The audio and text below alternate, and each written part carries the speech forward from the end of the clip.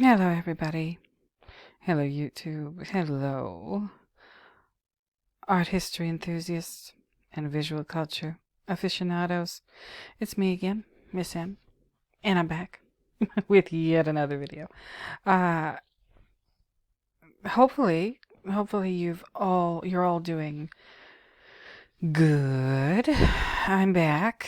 I'm back with yet another video. Today, I want to talk a little bit more about art history.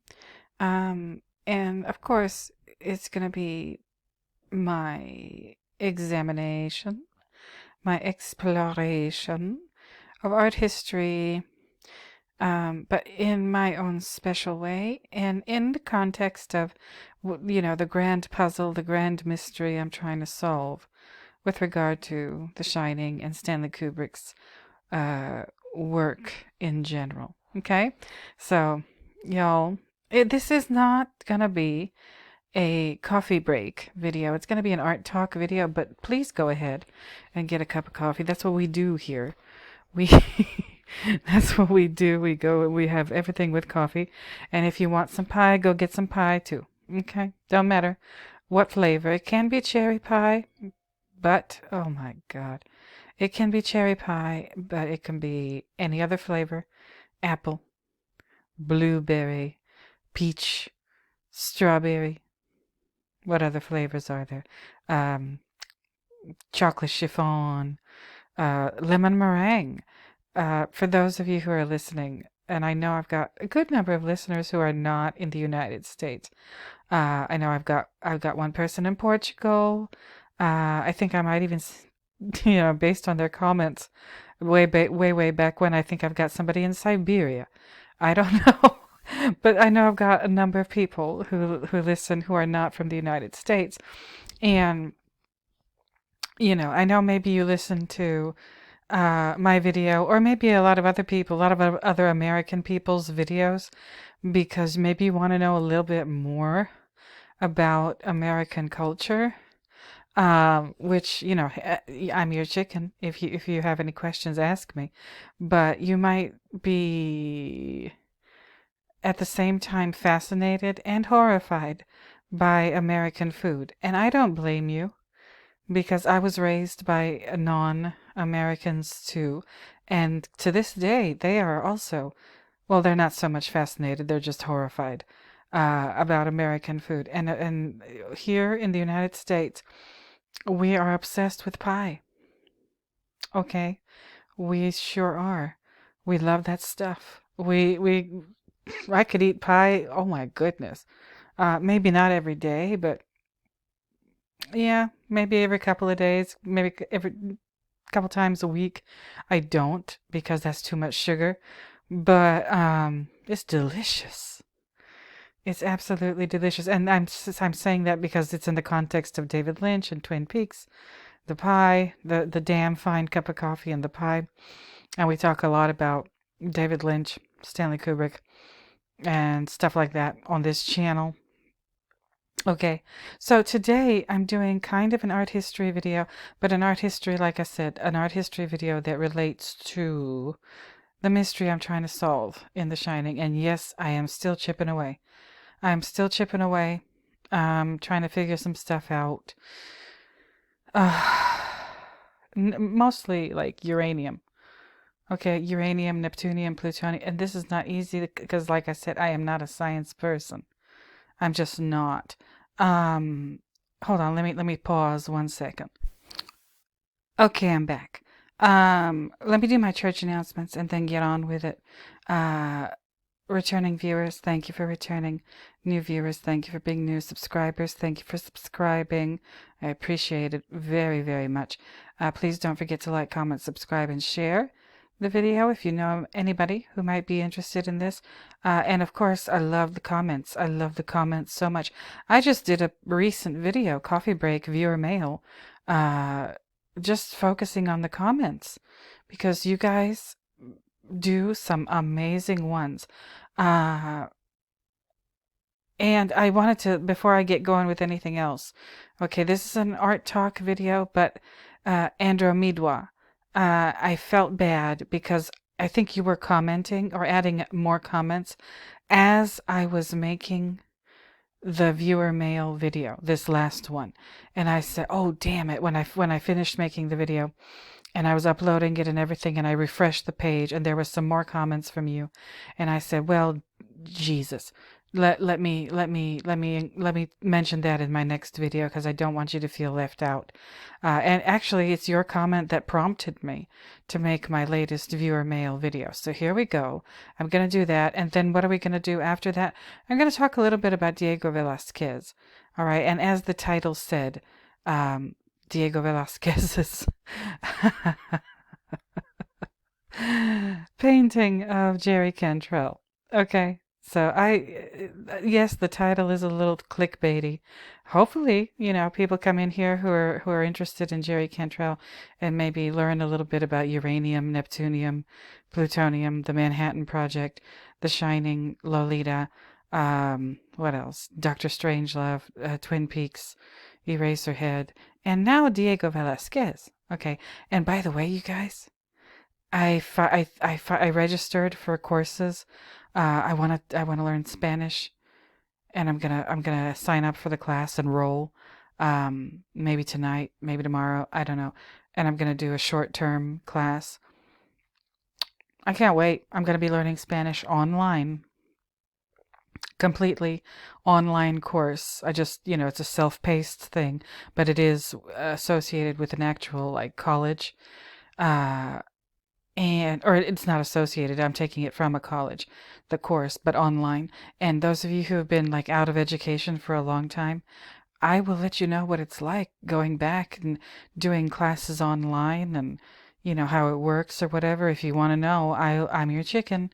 But anyway, let me get into it. So hopefully I'm going to be taking Spanish 1 now. It's fall semester. So I'm going to be taking Spanish 1. Hopefully by summer of this coming year, I'll know how to speak Spanish. So wish me luck. Anyway, here we go, you guys. This is Andromedwa's comment that prompted me to make the last video. When Danny plays on the chemistry carpet, a proton ball mysteriously emanates from Neptunium 237, creating plutonium 238. I think you've absolutely nailed it. Well done. And I wrote back to Andromedwa, "Oh wow, looks like I need to do another viewer mail. Awesome comment. Thank you." Smiley face. Now, Andromedwa continued. Okay, and this is an interesting comment. I wanted to I wanted to read it. Okay, on Halloran being the next victim after the Twin Cities, which he's referring to Nagasaki and Hiroshima. Maybe Andromeda was saying, could he represent Cuba? Oh, and I said, oh, well, wait a minute. Possibly, because he's coming to us from Florida. All right, and Florida is very well known for having a lot of Cuban immigrants living there. I think it's a possibility. Okay, let me keep going. At that point, by 1979, we hadn't had the Stan Petrov incident, and the Cuban crisis was the closest we come to nukes being used in anger. See, this is a very astute, by Andromeda, a very astute observation and analysis. So I just had to tell you about this. Plus, he's wintering in Florida, talking about Halloran. Halloran, I think, like, he's either wintering, like maybe that's where he goes when he's on the off season from his job at the Overlook, or maybe like that's where he really lives. Just like Ullman, it seems like, Los Angeles on the beach is where he really lives. Okay. Kind of makes me wonder if Shining, having whole conversations without ever opening mouths, is just representing secret communication by numbers station. And there's the link to JFK, and of course Wendy's reading Catcher in the Rye, just like Oswald, makes you think. It sure does, Andromeda. Thank you so much for that comment. And then he, again, I don't know if it's a he or she, but Andromeda continues. Further to this, it makes total sense that Danny represents America and, by extension, NATO. Oh my God. We will be the ultimate victim of white man's burden because our fellow Caucasians in the USSR now have even more nuclear axes than we do. I love this nuclear axe. Wow. Thank you.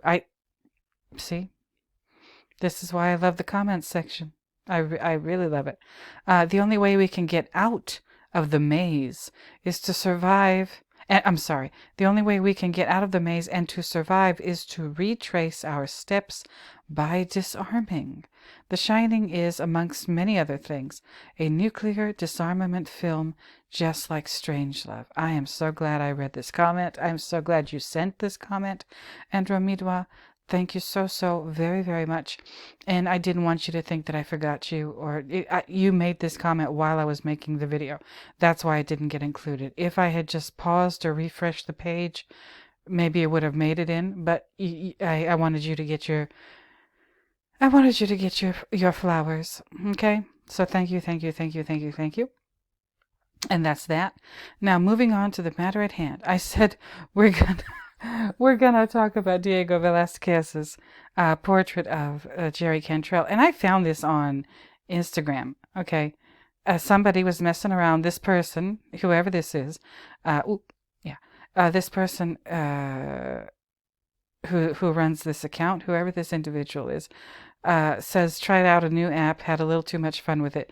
Thank you and sorry at Jerry Cantrell. Okay, now this caught my attention. Because I am an art history person. Yes, I'm subscribed to like Jerry Cantrell stuff on Instagram. He's one of my favorite music people ever. I listen to at least one song by him. Like about a song a day. Usually while I'm working out, because it just makes working out easier. And his music is absolutely beautiful.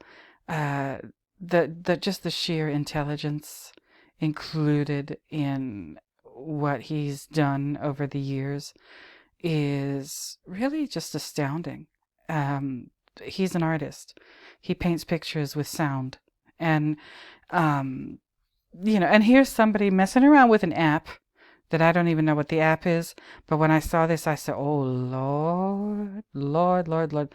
So, this is, I don't know if the person, I'm including the Instagram person's, Instagram name, because I just want you to know, like, I'm not stealing this. I'm showing you the source of the image. So if, this person ever sees my video, I doubt it. There you go. I'm giving you your credit. Now, and of course, I did a screenshot of it. This thing is magnificent. This is... somebody put, this individual from Instagram put Jerry Cantrell's face on, what's his face? What's his name? The Pope. What's Pope something? Pope Innocent the 10th. Okay, and this is a portrait that was done by Diego Velazquez. Hopefully by the end of this, hopefully by Christmas I'll be able to pronounce things like that properly. But look at this. Look at this. Doesn't it? I mean, this app, whatever it is, I don't know nothing about AI. I don't know nothing about all these apps and things. I mean, I never took the time to learn. I know there are people out there who mess with that kind of stuff all day, every day. Oh, I'm sure not one of them. But I definitely peruse Instagram, and when I see something interesting, I save it and I say, well, maybe I want to take a look at that later. In the context of art historical stuff or art analysis stuff. And of course, if Jerry Cantrell is happens to see this video, sir, I have nothing but respect for you. Please don't. Oh, please don't get me in trouble. But this prompted me to do this video about the artist of the original work that Jerry's face is pasted onto, Diego Velazquez, who is arguably one of the greatest painters, one of the greatest European painters ever. Okay? It doesn't get much better than Diego Velazquez. And the thing about the technology, though, that just has me kind of beside myself and fascinated is how well his face, again, Jerry Cantrell, the guitar player, the musician, the superstar, um, from Alice in Chains, and his own Jerry Cantrell, whatever. Just get his albums, listen to his music. He's amazing, but how well his face fits into this painting. Jerry Cantrell, the musician, his face fits perfectly. Look at this thing. Let me enlarge. Can I enlarge? Yes, I can enlarge. Look at this. Whatever app this is, whatever computer thingamabobber, whatever this is, it looks natural. It looks like it's the original. It is hard to tell the difference between this parody, I guess that's what you could call it, this parody and the original work by Diego Velazquez. That is what caught my attention. I mean, is it because Jerry Cantrell looks almost exactly like Pope Innocent? Let's take a look at Pope. I mean, this, he doesn't, Pope Innocent in this picture, he's a man who's, at least in his 70s. So he's older than Jerry Cantrell in this original portrait. But look at it. I wish I could do a side by side. See, I don't know very much about technology, but this is Pope Innocent the 10th. And I want you to take a good look at this whole thing. Velazquez was considered one of the great masters for a reason. Look at the brushwork. Look at his manipulation of light. Look at the facial expression. And this is one of the things that Velazquez was very well known for. We're going to take a look at some of his other works in a minute. The facial expressions, the emotions of the people, in the portraits that Velazquez did. That's one of the things that sets his work apart from all the other ones. Okay, all the other artists. That's one reason why he's considered one of the best ever. Now, just look at it. Look at this man's eyes. This is not Jerry Cantrell. No, I mean, this is Jerry Cantrell, his face. That's why I was just so astounded how well his face fits in this portrait. Like, this is, I had to take a double take. Because when I saw this on this person's Instagram, I said, what am I looking at? That can't, and then I had to take a closer look to realize that it was Jerry Cantrell. Okay, maybe I have these funky ass glasses. I look like Kyle's cousin Kyle on South Park, but you'd think I'd be able to see a little bit better, but whatever. Look at, just freaking look at. Look at it. Look at that, and then look at that. Ay. Let's go back, because I do want to talk a little bit about Velazquez. Now, we're talking about this in the context of all the stuff that I talk about on my channel. Okay, now I am an art history enthusiast. That's why I say that at the beginning of my videos every single time. And Diego Velazquez is considered a Baroque Spanish painter. I'll read a little bit about him here, just to get you a little bit informed about him, about his art or whatever. At least this first little part. Diego Rodriguez de Silva y Velazquez, Knight of the Order of Santiago, baptized. Oh, so we don't get to know his birthday. Okay, cool. Baptized June 6th, 1599 to August 6th, 1660. I guess he was about 61 years old when he died. Was a Spanish painter, the leading artist in the court of King Philip IV of Spain and Portugal, and of the Spanish Golden Age. He was an individualistic artist of the Baroque period, circa 1600 to 1750. I suppose so. Like the 1500s. Yeah, the 1500s were like the Renaissance merging into the Baroque. So yes, circa 1600 to 1750, he began to paint in a precise tenebrist style, and tenebrism is from Italian tenebroso, also occasionally called dramatic illumination, is a style of painting using especially pronounced chiaroscuro, where there are violent contrasts of light and dark. It's one of my favorites. I love that kind of thing, and where darkness becomes a dominating feature of the image. It's interesting, and the example that they're using. Let me just show you. Let me just show you their example of tenebrism. That is John the Baptist by, of course, who else? Caravaggio. Okay, I hope I pronounced Caravaggio correctly. This is John the Baptist. Y'all, me and Gershom were having a little chit chat in the IG DMs, and I was telling him one of my theories about something. Gershom, I won't say anything. I won't say anything because I don't know if most of you can handle it. You're not ready, but Gershom, read up on John the Baptist. If you have the time and you have the inclination, read up on John the Baptist. And this is Caravaggio's John the Baptist from 1604. This is what we're talking about in this tenebrism. Yes, there's an emphasis on the darkness in an image in a way that there kind of wasn't before. The darkness becomes one of the chief features of art in this time period, but the darkness is also there to draw your eye towards the parts that are lit and very brightly lit, and the lighting in these paintings, these tenebrist paintings, from the Baroque, especially by somebody like Caravaggio, the source of the light is what's kind of interesting.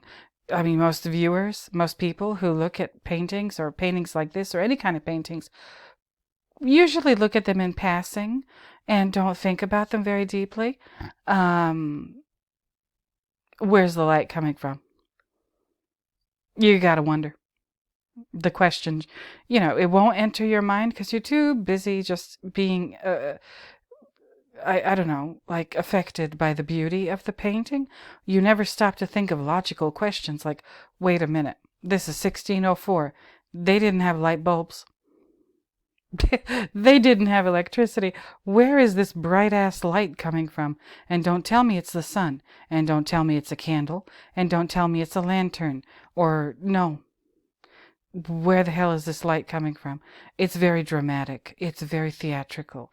It's very, like, it really just gets you. Like, it grabs your attention.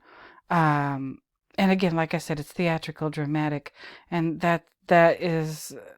Baroque art is very well known for the theatrics and the drama and high emotion and just over the top everything. And here it is. Where's this light coming from? Is it a divine source of light? Because, like I said, it's sure as hell not a light bulb. It's sure as hell not like a fluorescent or electric lights. No. But that's your example of tenebrism. So Velazquez, he began to paint in a precise tenebrist style, later developing a freer manner characterized by bold brushwork, in addition to numerous renditions of scenes of historical and cultural significance. He painted scores of portraits of the Spanish royal family. Those are some of his most mysterious paintings, let me tell you. Spanish royal family and commoners, like just peasants, poor people, culminating, it says here, in his masterpiece, Las Meninas. And I don't know if anybody's ever going to figure out that painting. It is very Kubrickian. Okay, like, that's why people are never going to figure out Las Meninas from 1656. He did a number on everybody, and they're still trying to figure out, like, what kind of number he did. Okay.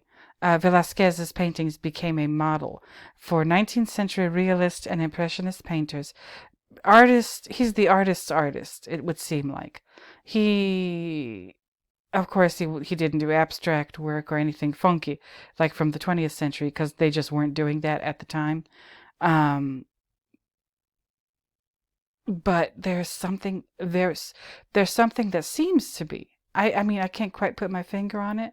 There's something that seems to be so subversive about Velazquez's work that it's hard to put it into words. It's hard to put it into words. So let's keep it going. Yeah, he became a model for 19th century realist and impressionist painters. In the 20th century, artists such as Pablo Picasso, Salvador Dali, I guess fellow Spaniards, and Francis Bacon, paid tribute to Velázquez by reinterpreting some of his most iconic works. We already saw one the other day in my food and art video, the a figure with meat. Okay, this horrifying friggin' thing.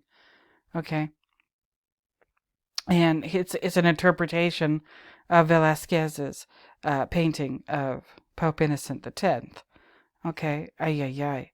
I don't know what the hell Francis Bacon was thinking, but okay, all right. Anyway, paid tribute to Velázquez by reinterpreting some of his most iconic images. Most of his work entered the Spanish Royal Collection, and by far the best collection is in the Museo del Prado in Madrid, though some portraits were sent abroad as diplomatic gifts, especially to the Austrian Habsburgs. Anno Domini, I hope you're listening. You probably know all this already. I mean, what am I saying? Early life. Gershom, you might be interested in this. Ha ha ha ha ha ha ha. Yes, Velázquez was born in Seville, Spain, the first child of Juan Rodriguez de Silva, a notary, and Jerónima Velázquez. He was baptized at the Church of St. Peter in Seville on Saturday, June 6, 1599. The baptism most likely occurred a few days or weeks after his birth. His parental grandparents, Diego da Silva and Maria Rodriguez, were Portuguese, and had moved to Seville decades earlier. When Velázquez was offered knighthood in 1658, he claimed descent from the lesser nobility in order to qualify. In fact, however, his grandparents were tradespeople and possibly Jewish conversos. Interesting. Rafael Comez proposes Velázquez may have had Morisco lineage. What's a Morisco? It's a former Muslim. Okay. Now Spain. Please don't forget that this is where the Inquisition happened. The Spanish Inquisition, by the way. The Spanish Inquisition was not the only Inquisition. It was just one of them. This Baroque period, 1600 to 1750, it was a really interesting time to be alive. There was some shit going on that it's hard to explain, and I certainly don't have the time to even try to get into any of it, but people had to be careful. People had to be careful about what they did and whatever, so they wouldn't get reported to the authorities, and people would just kind of get you in trouble out of spite or whatever, and maybe, just hand you over to the authorities just because they didn't like you or because you were a competition, and they would claim that you were doing this, that, or the other. It was a dangerous time, and there was like a lot of religious stuff going on. Yes, the Inquisition. I think this is the time period of the Inquisition, and there's also the Protestant Reformation that's in full swing during this time in history. And if you want. Let me think. No, I think no, is it not Immanuel Kant? No, what am I saying? Oh, Lord, I can't think of it. I can't think of it right now. But like there was. I really can't think of it now. I'm completely drawing a blank. But a lot of really interesting philosophy came from this time period. A lot of interesting literature. A lot of really interesting, very dramatic art came from this very difficult and very treacherous kind of time in history, where people had to be very careful about what they said and did and what have you. So Diego Velazquez was working during that time. I think this is a picture of the house where he was born. I love the color. I really do. There's a picture of, this is one of his pictures of peasants. The old woman frying eggs, vieja, friendo huevos. Again, let's hope I learn Spanish so I can do this correctly in the future. Um, look at all the emotion.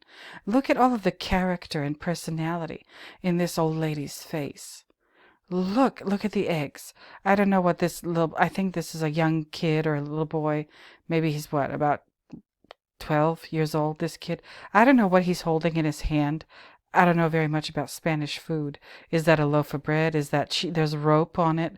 That means it was hanging somewhere. Is that big old thing of cheese?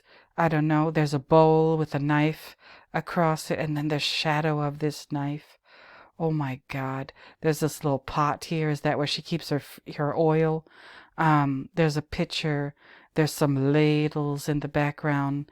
I don't know what this is. Is this food or it looks like maybe an onion with the little things at the end of the onion. And then there's this pot here that's turned upward, and you can see inside of it. The kid has what looks like a bottle of wine in his hand. In the background, there's this basket hand. Look at the darkness of this background. The Spanish painters perfected the use of black in their artworks. Because black, if you don't know what you're doing, and many artists simply do not, I'll just go ahead and say it. I don't give a shit who I offend.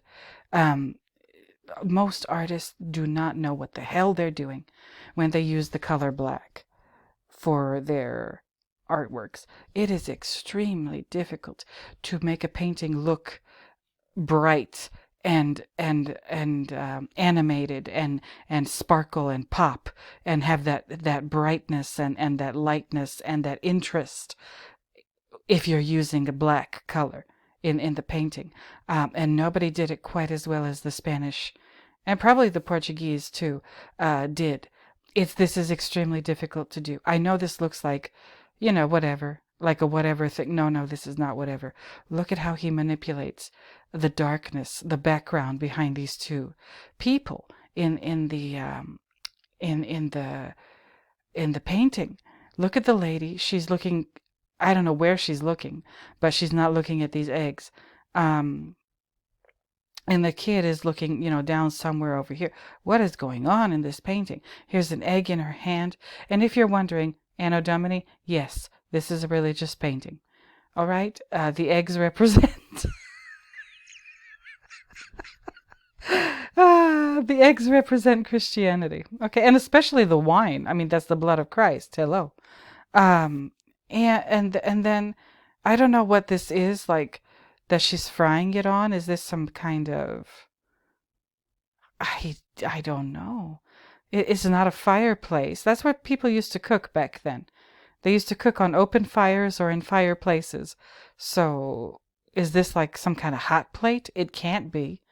I don't know. I don't know how where the fire is, or maybe she's just removing this. It looks like a clay vessel from the fire to add the eggs to it and mix them around. Is she frying eggs or poaching them? I don't know. But I look at her clothes. They're a peasant's clothes. They look like they've been through a lot, and she's done a lot of work in these clothes. Look at the covering of her head. Look at the drapery and the folds of this fabric. Look at how he does the shadows of this veil or whatever scarf that this lady is wearing on her head. Look at how he does the shading of her face. Oh, let's do an extreme close up.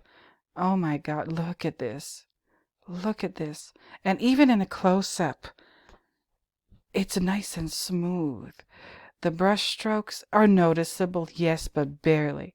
They're noticeable just enough to be noticeable, and that's it. Okay, that's what's so interesting to me. That's what's so interesting about this to me. This is not impressionist work, people. The Impressionists were the ones who wanted you to see their brush strokes. At this time in history, that kind of was discouraged. Let's just put it that way. They wanted nice, smooth, perfect-looking paintings and not a lot of texture. Nice and flat. Look at this. Look at. You can see her age in her skin, the lines of her skin, and the shadows in the lines and the age marks. And she's got a little bit of extra color on her nose. You can see the bumps in her forehead. You can trace the shape of her brow. Look at the under her chin, the shadow. Look at the shadow. Look at this is crazy. The amount of detail and the amount of uh the amount of visual skill that Diego Velazquez had, because in order to do this, oh look, you can see her hair through her veil. So this is kind of sheer, this veil. What do they say about drawing and painting? Painting is 80% looking and 20% actually drawing, putting your pencil, putting your brush to the surface. That means 80% of the time when you're drawing a picture or painting a painting, 80% of that time you're just looking at the thing that you're trying to put onto the surface, that you're trying to render on the paper, on the canvas, and only 20% of that time is actually you moving your hand with the pencil or the brush in it. Okay, so this requires an extreme amount of observation, an extreme amount of Diego Velazquez using his perceptional apparatus for him to do something like this. Look at her clothes. Look at the egg. Look at her hands. You know how hard hands are to draw? Oh, and ears. Can we see her ears? No. But the hands are extremely difficult to draw. And these are an old woman's hands. He did a damn good job. Look at and the kids' hands and the kids' face. And look at the kids' ears. He does a pretty. Ears are extremely difficult to do. You got to be Diego Velazquez to do them well. And again, both of these characters, like you look at them and you're like, okay, what's going on with them? Yeah, these are onions. It's a red onion down here. Or what some people would say purple onion, but it's an onion down here. Then again, there's the kid with the bottle of wine. There's the lady. Is she supposed to remind us of the Virgin Mary? I don't know. I just don't know. But there's so much going on in this painting. It's so mysterious, and it's so beautifully done that it's sort of meditative, as far as how much you have to observe, how much you have to stare at it to just kind of understand whatever it is that Diego Velazquez is trying to say to you, the viewer. Okay? So that's that for this painting, Vieja Friendo Huevos, 1618. So he was, how old was he? So he was like, what, 18 or 19 years old when he did this painting. Very interesting. Okay, this is a painting of Philip IV in brown and silver. He's got that chin. I think you all know what I'm talking about. But again, look at the attention to detail. Look, his clothes look beautiful and shiny, and all these little details, you can see that. But look at the background. The background looks cracked. Oh my God, and red. Ooh, Baroque was known for, I told you about that splash of red when I did the Edward Hopper video. Okay, so, and then there's, again, Infanta Maria Teresa, Philip IV's daughter, okay, his Italian period, whatever. And I'm just, quickly going through these. And this is another example of his extreme attention to detail. What is wrong now? Come on. His extreme attention to detail and his extreme attention to the personality and the character of the individual depicted here. Whether it's a royal person, whether it's a peasant, it doesn't matter. Look at this face. I don't know about y'all. But this face looks a little bit slappable to me. This woman looks like she can barely contain her arrogance. Is that just me, people? Is that just me, or do you see it too?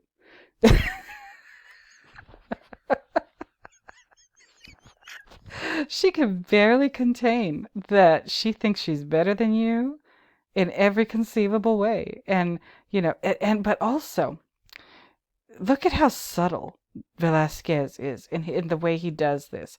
The way this is not a happy face. This is a person who has nothing but contempt for more or less everybody else. At least it seems that way to me. I could be wrong. But she's also not comfortable with herself. Okay, for whatever reason, she's insecure. She's got self-esteem issues. I think you could, and he captures all of this with just the way he rendered. And this is probably how this person looked. Probably exactly how this person looked, at least at this point in their life. But now contrast that face with the clothes. Okay? Look at this. Look, let me enlarge it a little bit. These clothes are some serious clothes. They're expensive. They're made of extremely expensive material. They're tailored just for her. They're supposed to represent her rank and her importance in that society, in that place at that time in history. But the clothes look like they are weighing her down. The clothes do not look like she's comfortable or happy in them. And there's something like really odd about the length of her arm. This arm looks enormous. Look at this. And her hand. And, ooh, she looks big and clunky. I didn't say fat. I said big and clunky. She looks like she's not at all graceful. She's not at all elegant. And everything that you're seeing is a huge put on. Look at this hairdo. I mean, the 1980s are jealous of this hairdo. It's terrible. Look at all this frizz. Oh my goodness, how much Aquanet went into getting her hair this high up. Oh my God. And for those of you young people, if you've never heard of Aquanet, it's better that way. Don't worry about it. Listen, this face though. Look at this face. Full of herself, arrogant as hell, but still harboring some kind of insecurity. I don't know. What do y'all think? Let me know. This is what Velazquez was capable of with regard to his depictions of people. Now, this is, of course, the picture of Pope Innocent X. And what's interesting about this, look at this dude. Oh my God. And we showed Jerry Cantrell. Jerry Cantrell is much, much better looking than Pope Innocent X. But look at Pope Innocent's face. Again, Velazquez has this talent for just doing like a psychic reading of a person through the way he renders their face and their facial expressions and their facial features. Look at that guy.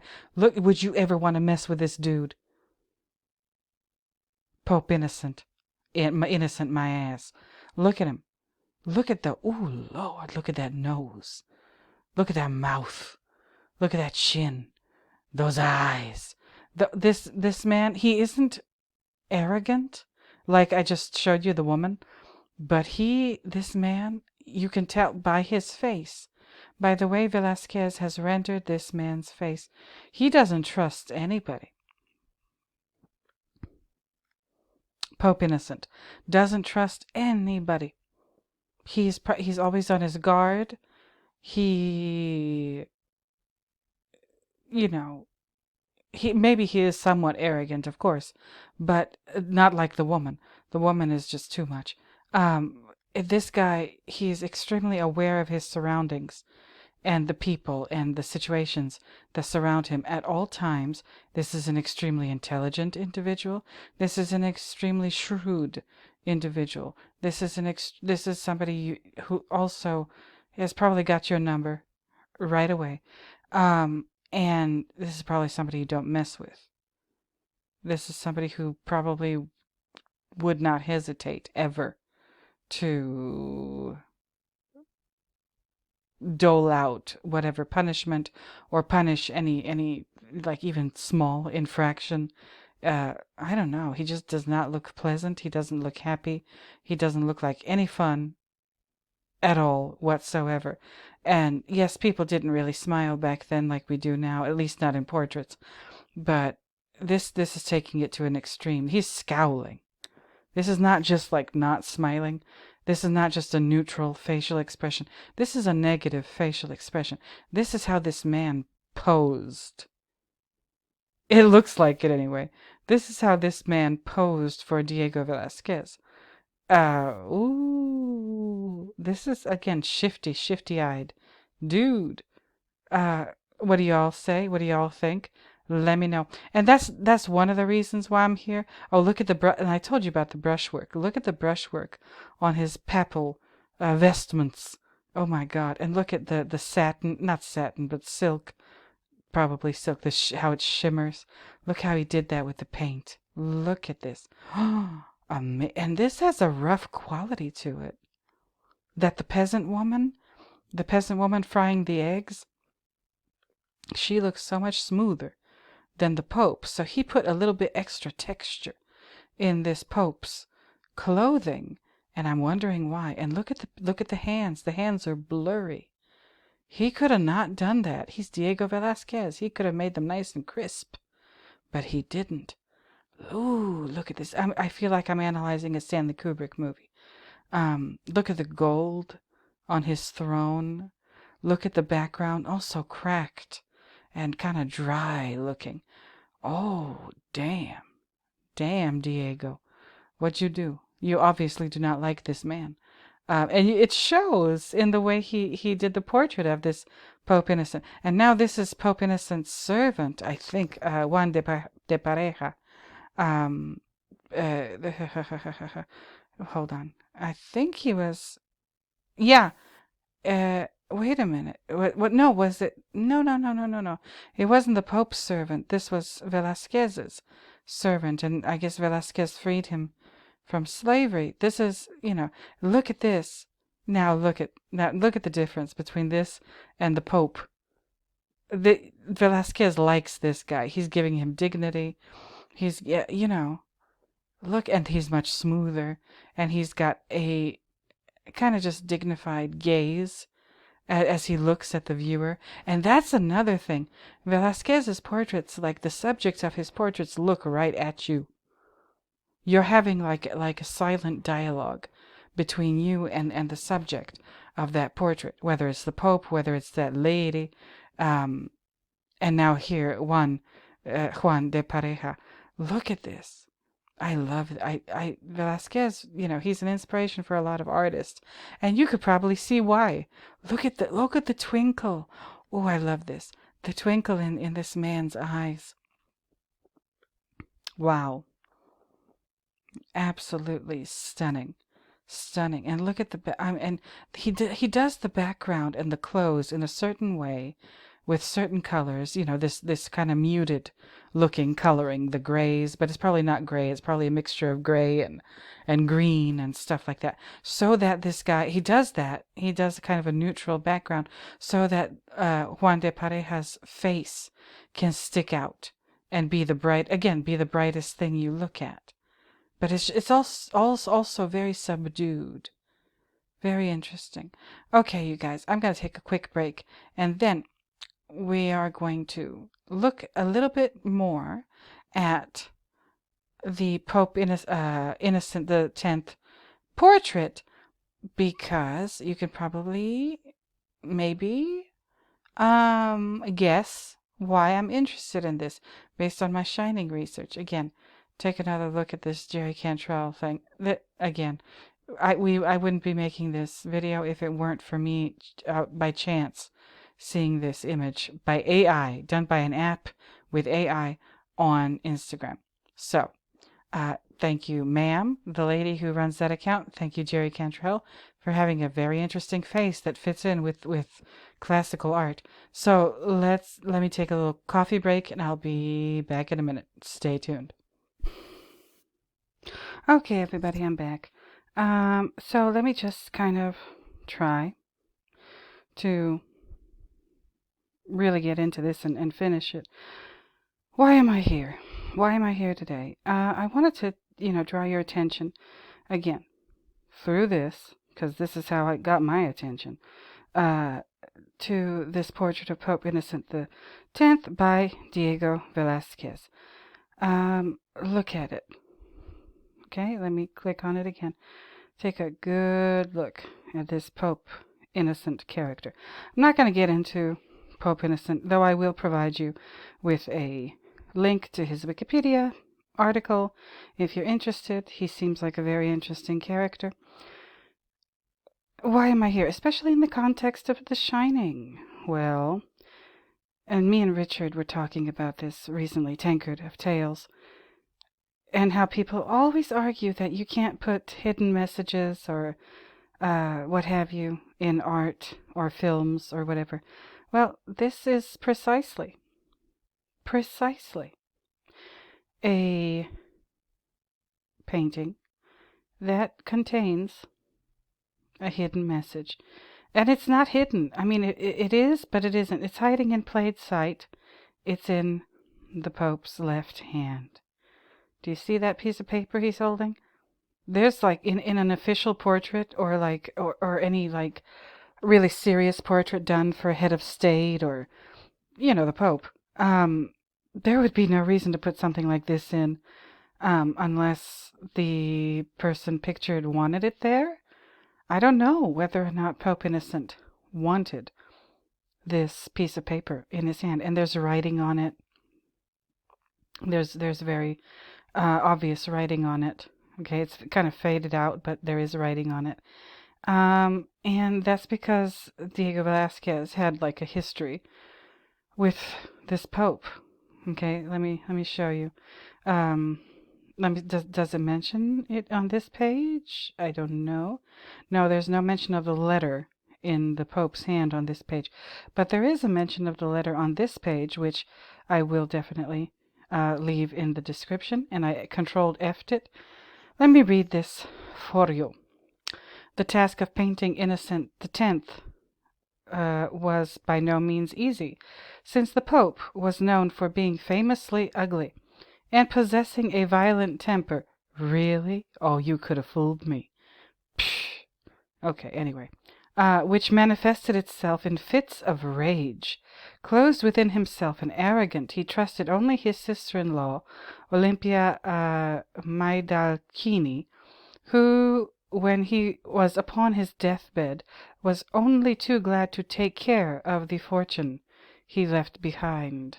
The fate of the second portrait painted by Velazquez, in which he immortalized the equally difficult in terms of appearance and character papal advisor, remains unknown. A testimony that both of them valued the artist's skill can be a fact that the Pope gifted the artist with a gold medal and a chain, as well as support in his requests, which only the pontiff was able to fulfill. For Velazquez had a certain private and delicate matter to attend to in Rome. This is suggested by a letter, there it is, visible in the Pope's palm with the inscription, "To the most holy and dignified person of Innocent the Tenth by Diego de Silva y Velazquez."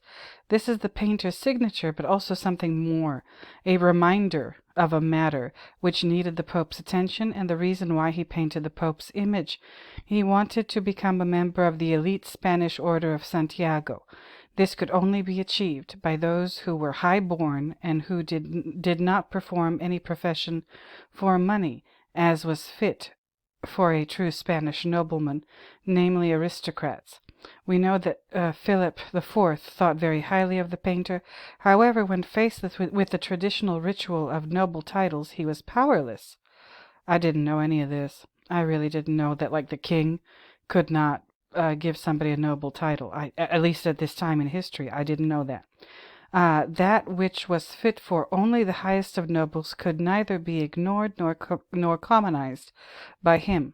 There is a rather extensive correspondence conducted by the chapter of the Santiago Order, from which we learn that artists questioned about Velazquez's loyalty testified that the painter, Velazquez, who was known to them, had never painted anything for money, and if he had ever painted anything for the king, he did it of his own free will and for the glory of the Almighty.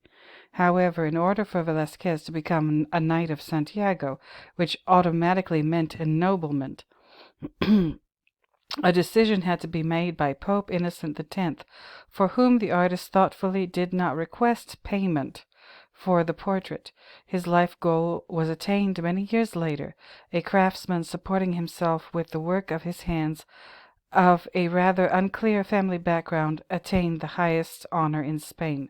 However, this occurred only after his death. So, this is interesting, isn't it? This is interesting. He put the letter in the portrait in the Pope's hand. The letter, I guess, it seems to amount to a request for the Pope to do whatever the Pope had to do in order to elevate Velazquez into the Order of Santiago, a Knight of Santiago, so he could, achieve having a title of nobility. And he put it right there in his hand, right there in his hand. Ay, ay, ay. And, I guess the Pope couldn't complain because he wasn't paying for it. He didn't pay for the painting, which is interesting. And which is, now when we look at this painting again and how Velazquez made the Pope look, the Pope basically had the power to grant Velazquez this thing that he wanted, this title of nobility, this entry into the Order of Santiago. Very, very interesting. Okay, and the letter, it's right there. You can see it. This is a famous painting, and it's considered. What does it say here? Oil on canvas, Diego Velazquez, during a trip to Italy, 1650. Many artists and critics consider it the finest portrait ever created. Like, this was Velazquez's, like, what do they say? What was it said in that episode of The Twilight Zone? One for the angels.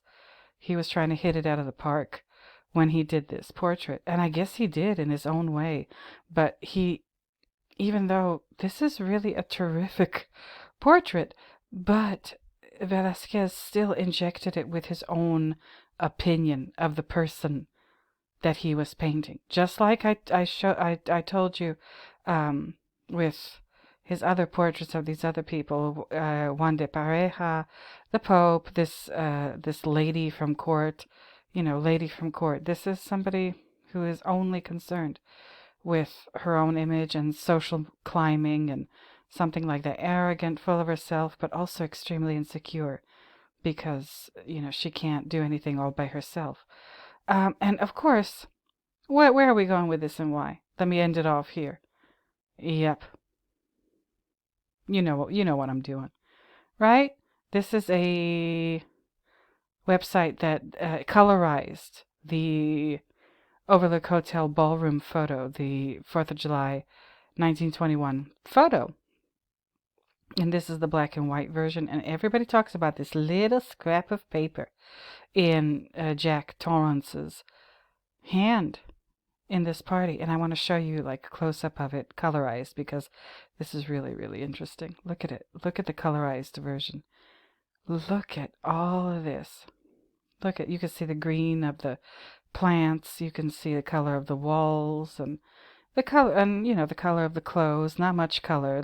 Most of the men are wearing black and white tuxedos, but you see Jack's pose. He's looking right at the camera.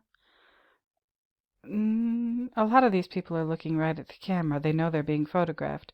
This is a big group photo, so I guess you can assume that it's being taken from a balcony or something. But look at this. 4th of July. 4th of July. Really, really interesting. And there's people outside of the building in the hallway, whatever that is. The exit signs. Somebody was talking about exit signs recently. Yeah, I've been thinking about those too. But look at Jack. Colorized photo. And that little scrap of paper in his right hand. Not his left hand like the Pope in the Velazquez portrait, but in his right hand. And it's like, what the hell is that? It looks like a little piece of paper from a fortune cookie. but I'm pretty sure it isn't. And if it's a message, if it's a hidden in plain sight message, like the Pope's photo, this is hidden, but it's in plain sight. And if the people who know what's going on will know what this paper says, same thing here. The people who know what's going on will know what this. Now, who are those people, and what is it that's going on? That's what we need to figure out. So, I think that's it. Oh, good Lord. I'm gonna leave this in the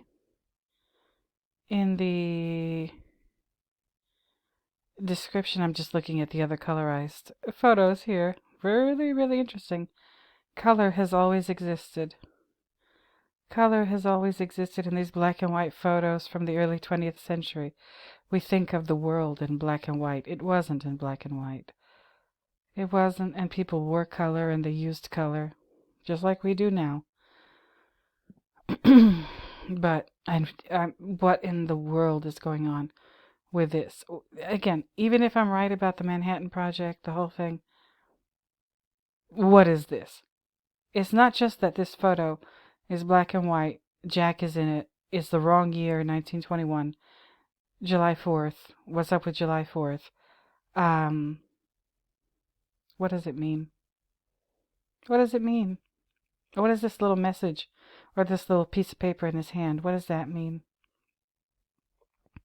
Somebody said that I read somewhere that the lady next to him has a little piece of paper too. No, I think that's a cigarette, because this man is also holding a cigarette too. So she's probably holding a cigarette as well.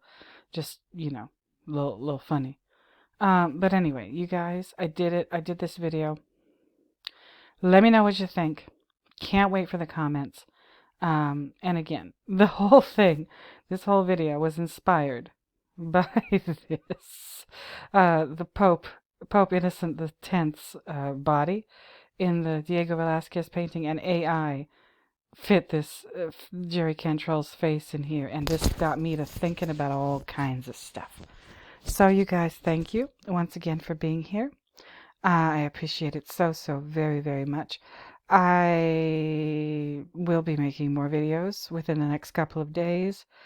Hopefully, I'll get my head together about some stuff regarding all kinds of things. All kinds of things. There's a lot to discuss. There's a lot to think about. I'm ready for it, though. So you all, I'll reiterate my church announcements. Returning viewers, thank you for returning. New viewers, thank you for being new. Subscribers, thank you for subscribing. And all of you, please don't forget to like, comment, subscribe, and share the video if you know anybody who might be interested in this. And that's about it for now. Until next time, until I find yet another reason to talk at you in one of these videos, I'm going to go ahead and bid you bye-bye. So, bye-bye, everybody.